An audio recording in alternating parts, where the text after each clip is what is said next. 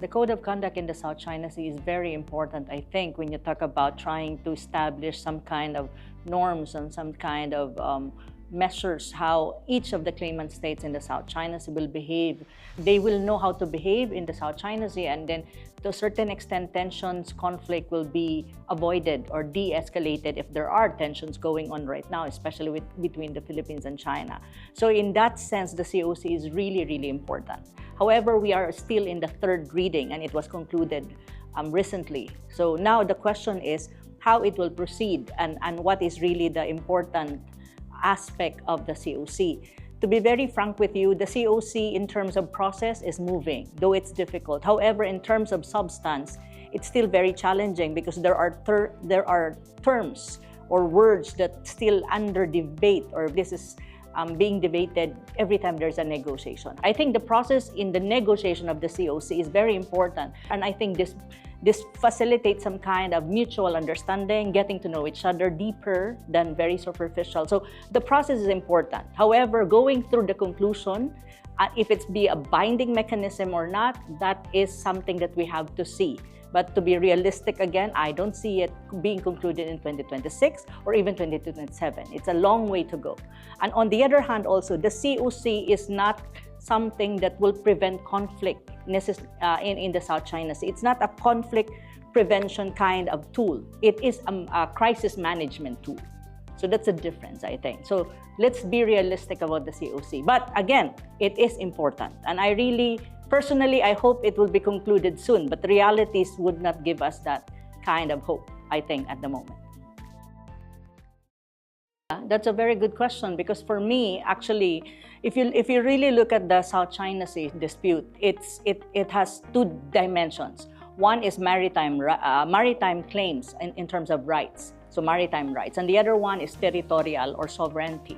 We claim in terms of sovereign rights because of economic zone based on UNCLOS. So you see the overlapping of claims and the differences and the point of reference of the different claimant states' claim in the South China Sea. For me, these are very hard issues to be settled anytime soon. I don't even think that in my lifetime it will be settled, like, resolved to a greater extent. I don't think so. However, what is important, I think, is management of the dispute. How to manage the dispute that it will not escalate into a military conflict between and among different claimant states. And how would you do that? I think claimant states, including China, should focus on points of cooperation or a venue of cooperation among claimant states. When you talk about fishery management in the South China Sea, environmental protection in terms of maritime resources, scientific research, rescue operations, especially if there are, disasters going on in that area. So I think these are the areas, and even I think oil and gas cooperation, how to exploit the resources in there through joint ventures between different and among claimant states could possibly be pursued by all claimant states in terms of partnership. And I think in a way this will to a greater extent promote and facilitate the management of conflict. But then again, management and resolution of the conflict are two different things. I think for now, I would say politics, and let's manage the conflict, that it will not escalate into something like a military conflict between different claimants, because you have external powers coming in. Like, for example, the United States and the Western Alliance and the Western countries are coming into the South China Sea, and they justify their participation under the so-called freedom of navigation.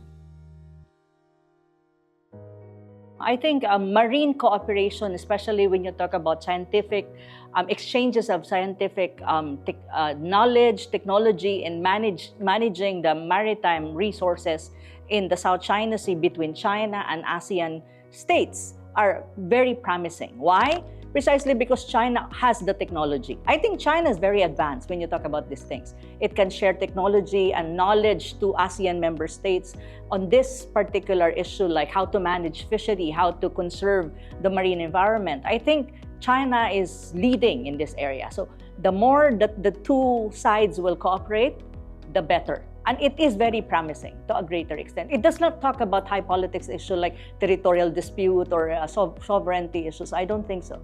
I think this can be worked out. And again, like for example, environment. Every one of us are concerned about how we're gonna promote sustainable development. I don't think any country will disagree with that. I think all countries in the world, even in ASEAN and even China, will agree and will have a common ground when you say promoting sustainable development, marine preservation in the South China Sea. I don't think there will be disagreement on this. So that this is very promising. And I think China, to a greater extent, and ASEAN should cooperate more on these terms. And this will facilitate more understanding, deeper understanding, that probably in the long run can possibly lead to some kind of resolution of the dispute. But that is a long run. I think I have two words for the global public when you talk about the South China Sea dispute. And one is peaceful negotiation and cooperation, and common cooperation on common grounds. I think these are very important terms and words when you talk about the South China Sea dispute.